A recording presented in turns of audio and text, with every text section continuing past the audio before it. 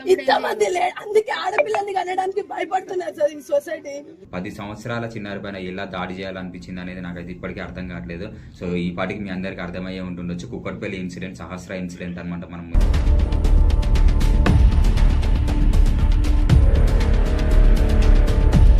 హైదరాబాద్ కుక్కట్పల్లి సంగీత్ నగర్ అనే కాలనీలో సాయి నివాస్ అనే అపార్ట్మెంట్ లో అయితే ఉంటున్నారన్నమాట వాళ్ళు. సహస్ర వాళ్ళ మమ్మీ ఎవరైతే ఉన్నారో వాళ్ళ మమ్మీ ప్రైవేట్ హాస్పిటల్లో ఒక ల్యాబ్ టెక్నీషియన్ అనమాట. వాళ్ళ ఫాదర్ వచ్చేసి ఒక మెకానిక్ అనమాట.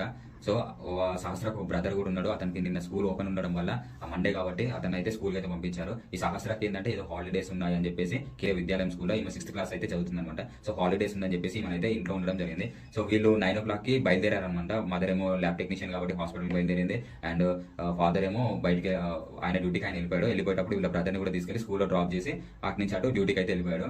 ఆఫ్టర్నూన్ మళ్ళీ అబ్బాయికి ఎవరైతే ఇప్పుడు సహస్ర వాళ్ళ బ్రదర్ ఉన్నారు కదా ఆ అబ్బాయికి లంచ్ ఇవ్వడానికి అని చెప్పేసి మళ్ళీ ఇంటికి వచ్చేసి 11:30కి ఆ టైంలో డోర్ ఓపెన్ చేసిందంటే మొత్తం ఇల్లు మొత్తం అంతా చిందర వందర సామాన్లు అన్ని పడేసినాయి అంటే కిచెన్ లో సామాన్లు పడేసినాయి. అండ్ మొత్తం ఆగమాగం ఉందంటే పక్కకు చూస్తే సహస్ర డెడ్ బాడీ ఉందంట కత్తిపోట్లతో. ఒక్కసారిగా షాక్ అయిపోయింది వాళ్ళ ఫాదర్.